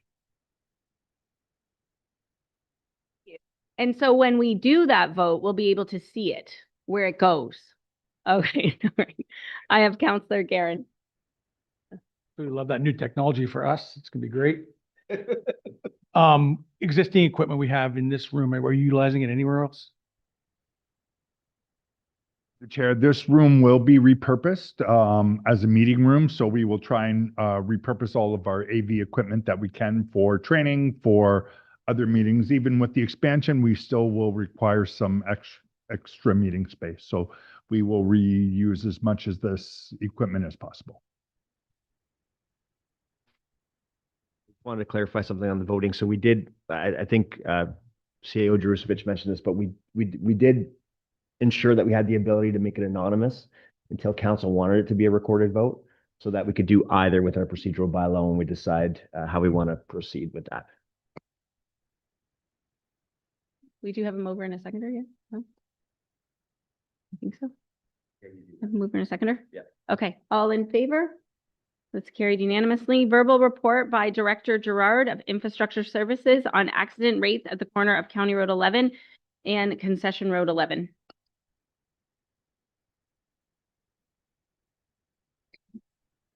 Thank you, Madam Mayor. So by resolution, council requested a review of the intersection of Walker Road and County Road 10 west of Walker and 11th concession east of Walker. The County of Essex and the town have discussed this intersection and accessed the most recent 5 years of collision data, which we've analyzed. Between the years 2020 and 2024, there were a total of 7 reported collisions at this intersection. In 2024, we had 1 collision attributed to not obeying traffic control. 2023, there were 2 collisions, both for not obeying traffic control. 2022, there were 3 collisions involving driving too fast for the conditions, which was snow, driving too closely, and 1 animal strike. In 2021, there was 1 collision, which was again for not obeying traffic control. In 2020, there were 0 collisions.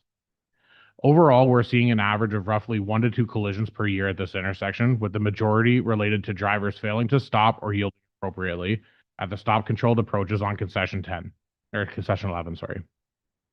From an engineering perspective, this pattern suggests that the intersection's geometry and sightlines are not the primary cause.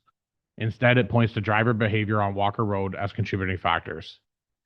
Town staff have inspected the site. Signage and pavement markings are in good condition and sightlines are adequate. In addition, this intersection was not listed as a priority intersection for safety improvements through the county's road safety management program, and would therefore not currently meet county warrants for additional control, such as an always stop or signalization, based on current collision frequency and traffic volumes. At this time, the intersection is considered to be operating safely with rural standards, but it will be monitored by the town and county as traffic volumes evolve. I'd be happy to take questions from council.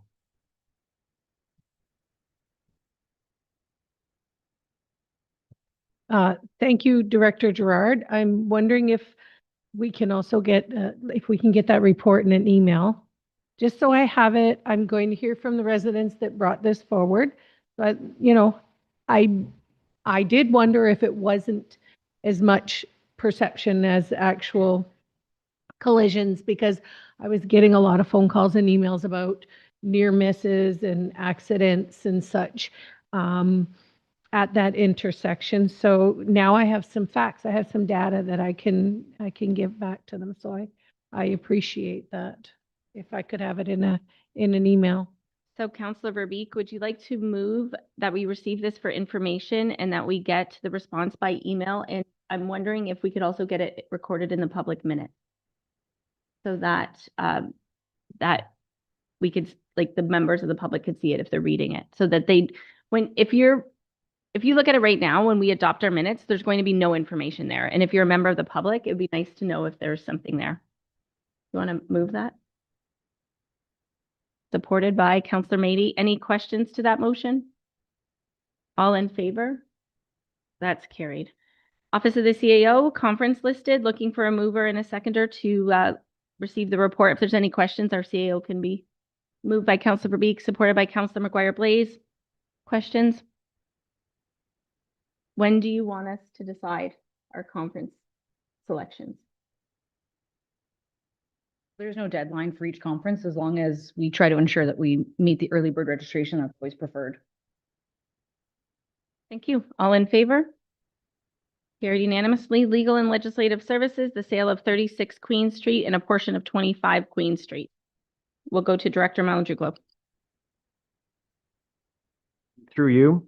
Last month, council declared these 2 properties as surplus.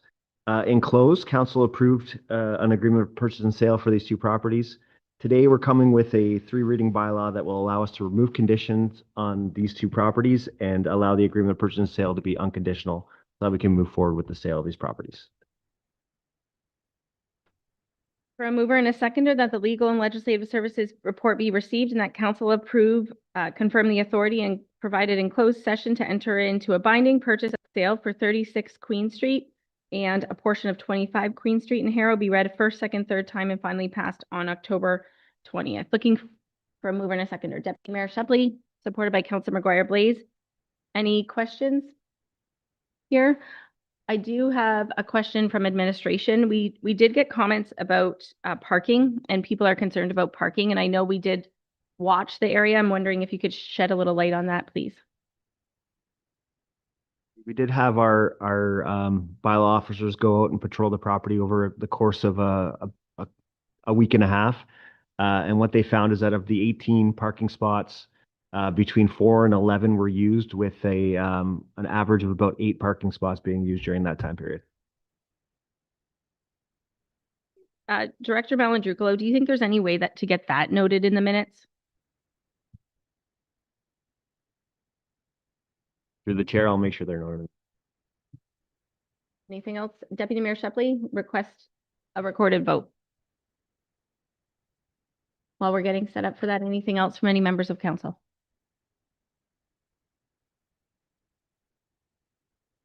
Through the chair, the deputy mayor has requested a recorded vote. Deputy Mayor Shepley, how do you vote? Deputy Mayor Shepley supports. Councillor Verbeek, how do you vote? Support. Councillor Verbeek supports. Councillor Allard, how do you vote? Councillor Allard supports. Councillor McGuire Blaze, how do you vote? Support. Councillor McGuire Blaze supports. Councillor Guerin, how do you vote? Support. Councillor Guerin supports. Councillor Meady, how do you vote? Councillor Meady supports. Mayor Bondi, how do you vote? Mayor Bondi supports. By a vote of 7-0, the motion carries.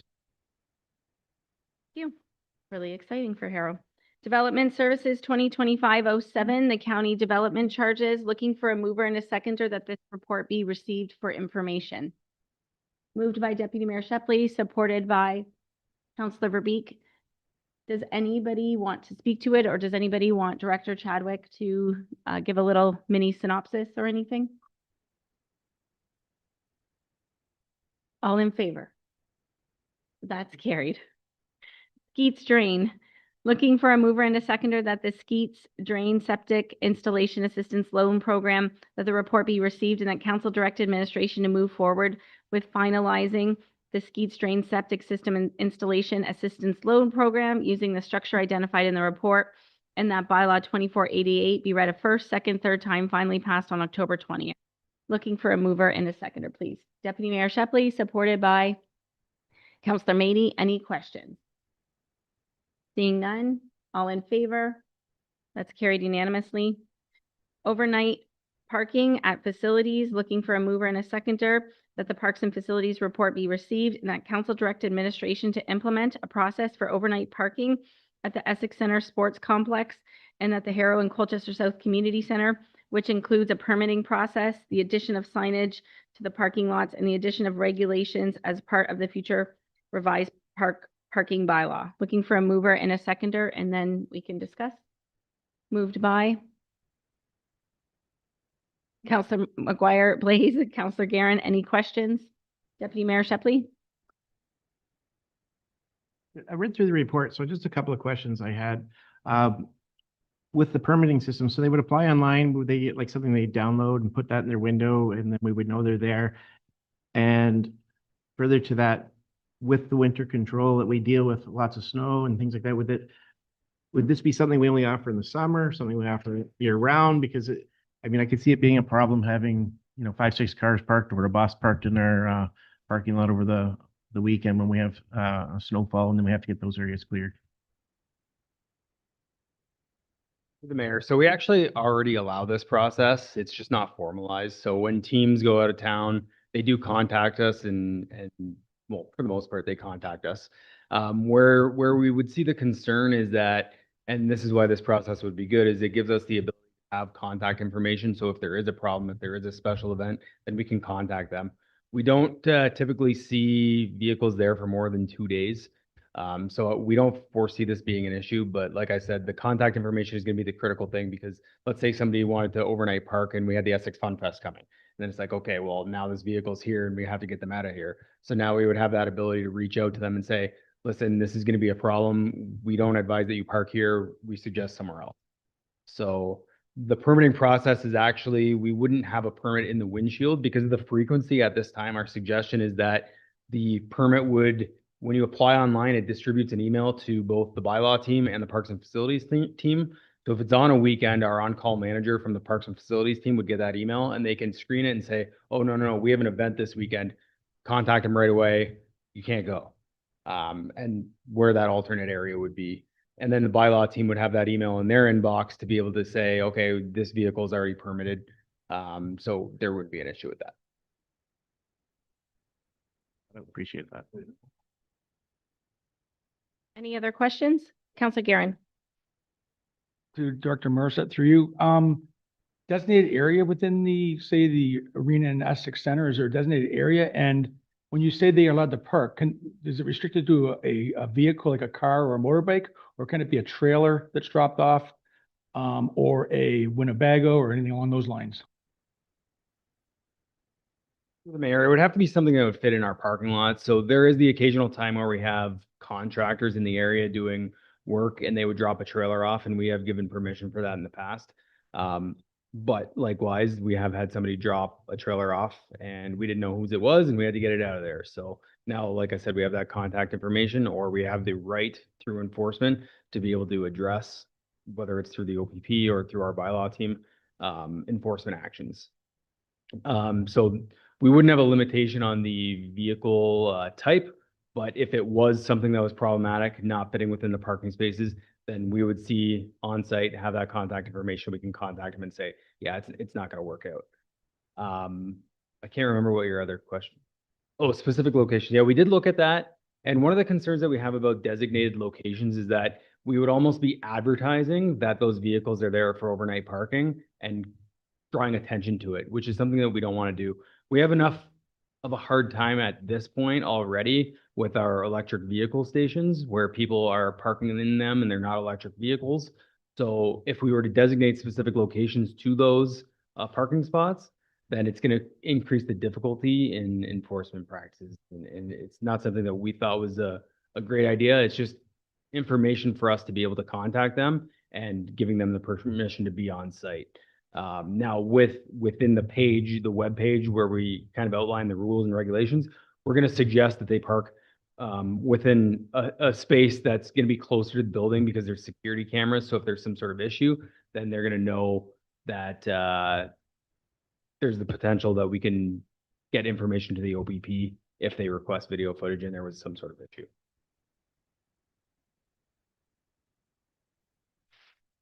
Through the chair. Is there are we putting like a cap, like they can only stay 3 days, or what if somebody tries to get a permit for a month? So we'd be looking at it in the rules. We would suggest that it's 2 or 3 days, like basically for a weekend. If they're coming to us and looking for a week, we can evaluate on a case-by-case basis, but we're not looking for month-long parking or things like that. The intent is to have short-term parking. Administration for bringing this forward, and I'm hoping in the spring we can do some marketing around this, like stay and cycle in Essex, like park and cycle all around Essex, and maybe we can get information out to, some of our short-term rentals and stuff. Yes, go ahead. Through the mayor, one other thing that I just want to point out is this does have to be collaborated with the future parking bylaw. So the administration is working on revamping that parking bylaw. So the problem is that we don't want to put the signage up right now around the parking lots advertising this because we don't have that bylaw number yet. So once we get that bylaw number, that's when we're going to have the signage. So that should be ready for spring for next year. Okay, all in favor? That's carried unanimously. Reports from our youth members. I'm not sure who wants to go first. Through the chair, I would like to thank the Essex BIA for hosting an incredible open streets. It was my first time going out to them and I really enjoyed seeing all the people and looking at all the things. Thank you. This week, thank you. Were you volunteering this weekend at a marathon? Yeah, or watching, or? We were there to support our math teacher. And our clerk. Yeah.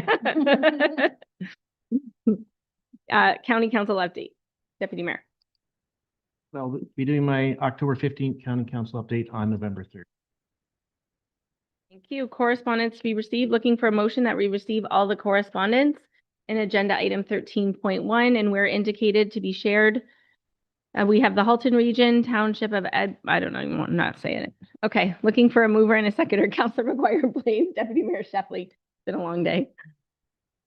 Any, all in favor? All right, anybody want to bring out any specific items? Councilor Verbeek?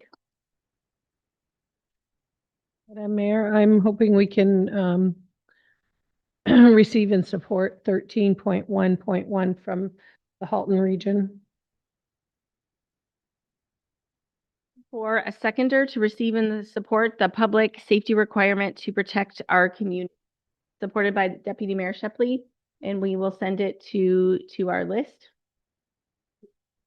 To our list. Director Malandrukalo is just looking at it. You want to speak to it? Of course. So, sorry, through the chair, I just wanted to, we should point out that there is a recommendation in the correspondence that the motion be forwarded to certain organizations. And so by approving this, I think you are passing the motion and also sending it to the same organizations. So as long as council is okay with that. Everybody understand? All in favor? Opposed? That's carried. Moving on to 13.1.2, we have Unifor Local 444 LGBTQ Committee looking for receive and support that the request from Unifor 444 LGBTQ Committee for their flag to be flown at Town Hall on November 16th in support of Transgender Day of Remembrance in the town of Essex. Looking to see council receive and support. Councilor McGuire Blaze. I'd like to receive and support. By Councilor McGuire Blaze to receive and support. Councilor Verbeek seconded. Any questions, comments? All in favor? Opposed? That's carried. Committee meeting minutes. We have our Personnel Committee meeting minutes, and that there is a recommendation in there that the Personnel Committee recommend to council the adoption of the recruitment policy as presented in the HR report resolution at the next council meeting, which is today. And we have ACT Committee meeting minutes. Looking for a mover and a seconder. Deputy Mayor Shepley, Councilor McGuire Blaze, any questions? All in favor? Carried unanimously. Nothing under financial, nothing under new business. We do have a couple notices of motion. Director Malandrukalo. The following notices of motion were presented at the October 6, 2025 regular council meeting and are being brought forward this evening for council's consideration. The first one moved by Mayor Bondi, that council direct administration to provide a report detailing the state of municipal drains bounded by County Road 50 from Erie Road to County Road 41 in the town of Essex, and that such report include the number of drains, capacity of drains, and whether or not council has any ability to implement drainage works without a petition from residents. Bondi, seconded by Councilor Allard. Mayor Bondi, would you like to speak to your motion? Deputy Mayor, since the other flash flood that we had where we had huge amounts of water in a short period of time in Colchester and in Harrow and Colchester, I've been doing a lot of digging. I've been talking to local authorities and around, and it really is, if you look at the topographical maps of our municipality, the west side of our municipality is incredibly low lying compared to the east side. So I really want to get in there and have a more of a microscopic look. Council has delegated their authority to the Drainage Committee. So we don't sit on our Drainage Committee. We don't really have a full understanding of the scope of the drainage works that we're doing in that area. So I want to better understand it and see where there's gaps. I also think we need to continue to take it further and look at IRCA provides permits for building, but they only look at water coming up from the lake. It's my understanding they're not looking at, nobody is assessing what intense storms do to residential developments. And what we're having is more and more intense storms, flash flooding, inches and inches of rain in localized areas of our municipality. It seems to hit our municipality harder than some. And we're not looking at what this overland water is doing. It's washed out County Road 20 or County Road 50 twice. I've asked for a meeting with the county, some members of administration and the deputy mayor can, we're going to talk, I want to talk about County Road 50. You know, should we even be developing down there? What do we need to do? Do we need to do more ditches? Do we need to do more drainage? And do we need to have these hard conversations about, should we actually force drainage works on residents if they don't want to have them themselves? So I'm hoping we can get a holistic view of this area of our municipality because it's prone to flooding, formerly cottage country, and many homes probably shouldn't have even been built there. And now we're dealing with the ramifications. Thank you. Seeing none, all in favor? And that carries. Moving on to item 17.1.2. Deputy Mayor Shepley, through you. The second notice of motion brought forth this evening for council's consideration is moved by Mayor Bondi that council direct administration to provide a debriefing report on the flooding that occurred in Harrow on September 24, 2025. This report should include updates on actions or initiatives that the town is doing to help address this flooding. Bonnie, would you like to speak to your motion? Need a seconder. Apologies. Seconded by Councilor McGuire Blaze. Mayor Bondi can now speak. I'm wondering if we can add a friendly amendment to this, that we also again revisit our flooding subsidy program in terms of removing red tape for approvals. I have spoke to administration. I spoke to Director Gerard and our CAO about possibly removing the 2 quotes because it's really, a lot of plumbers don't want to give quotes for jobs that are $1,500. And among other things, I know we're doing a lot of good things in Harrow. Sometimes we just don't, sometimes we could help ourselves by talking more about all the great things we're doing.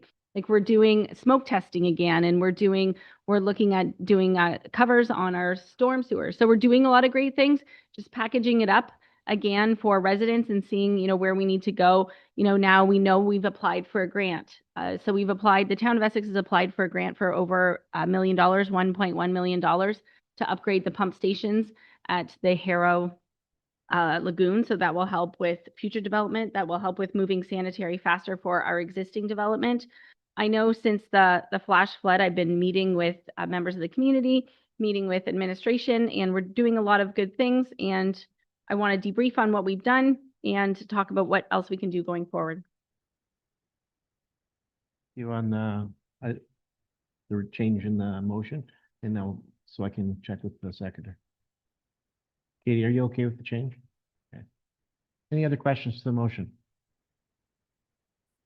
Seeing none, all in favor? And that carries.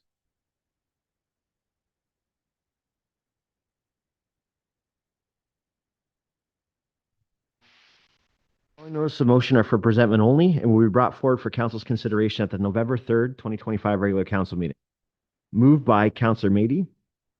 Whereas new residential and subdivision growth is occurring across the town of Essex, including in Harrow, McGregor, Colchester, and surrounding rural areas, at times on land that has historically provided drainage outlets for neighboring farms, older subdivisions, and existing residential properties. And whereas changes to grading, filling, or the installation of new stormwater systems may require that longstanding drainage routes be altered or rerouted to accommodate development, and whereas it is important that new development respect existing landowners and preserve established drainage systems to prevent avoidable conflicts and property damage. Therefore,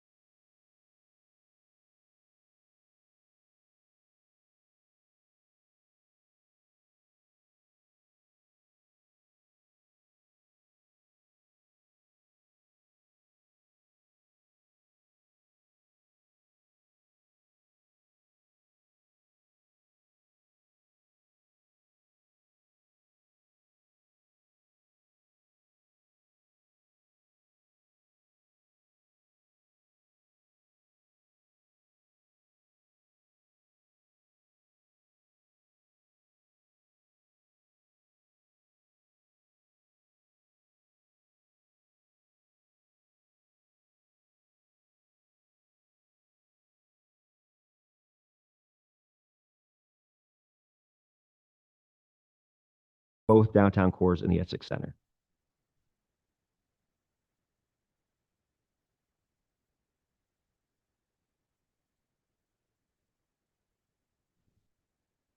Speed, so I'm asking for a 1-minute recess amongst ourselves. To get people. We'll just see.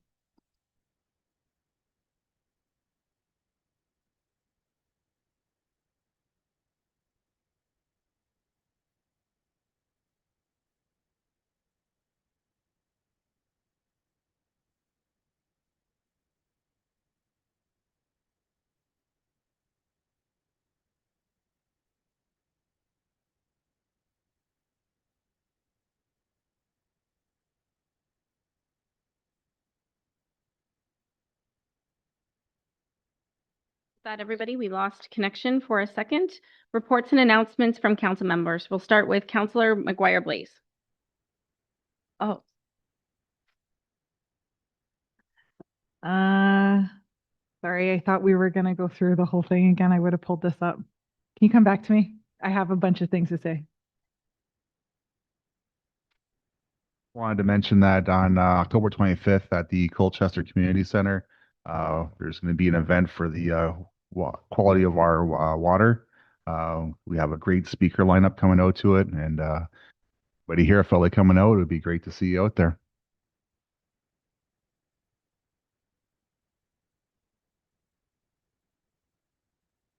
To report.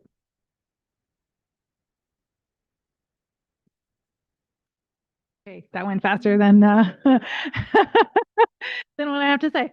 I just want to, there's a couple announcements I want to make. The Town of Essex and the BIA are hosting a Mastering the Art of Marketing workshop on October the 30th that you need to RSVP for, which is really great for small businesses. There's also on October 31st, the Tiny Top Parade will be in the downtown Essex area. So meet at the No Frills parking lot. And then on November the 4th, the BIA has been successful in receiving a grant for their parquet. So on November 4th, they will be receiving that grant at an award ceremony. So I just want to say congratulations to the BIA for securing those funds for the parquet. And I look forward to the spring and seeing everything new that they have going on there. So that's really exciting. I also wanted to let people know, just because the BIA doesn't get enough praise, but they've offered our small businesses, their members, grants to refresh the outside of their facade. So they had 11 applicants apply. All 11 have been approved. So in the next couple of weeks, you should see some refresh. That means painting of the outside, fixing the awnings, fixing some trim and mold, some doors, a lot of things like that, just to give everybody a little bit of a brightening up of our downtown core. So that was really great work for them. And I'm really happy that our businesses are utilizing those things. So a lot of things happening with the BIA in our small town, and keep in tune. Councilor McGuire Blaze, can you send council the details on that November 4th? That's really exciting. Thank you. Looking for a mover and a seconder for bylaw 2484, being a bylaw to confirm the proceedings of the October 6th regular council meeting to be read a third time and finally passed October 20th. Moved by Deputy Mayor Shepley, supported by Councillor Mady. Any questions? All in favor? And that's carried. Bylaw 2475, being a bylaw to provide that part lot control shall not apply to certain lands within the registered plan. 12 M 478, that bylaw 2475 be read a third time, finally passed on October 20th. Moved by Deputy Mayor Shepley, supported by Councilor McGuire Blaze. Any questions? All in favor? Carried unanimously. Bylaws requiring a first and second reading, being a bylaw to confirm the proceedings of the October 20th regular council meeting. Needing a mover and a seconder, that this be read a first, second time, finally, passed, provisionally passed. Moved by Councilor McGuire Blaze, supported by Councilor Verbeek. Any questions? All in favor? It's carried unanimously, and looking for a motion to adjourn. Deputy Mayor Shepley, Councilor Mady, all in favor. Have a good evening, everybody.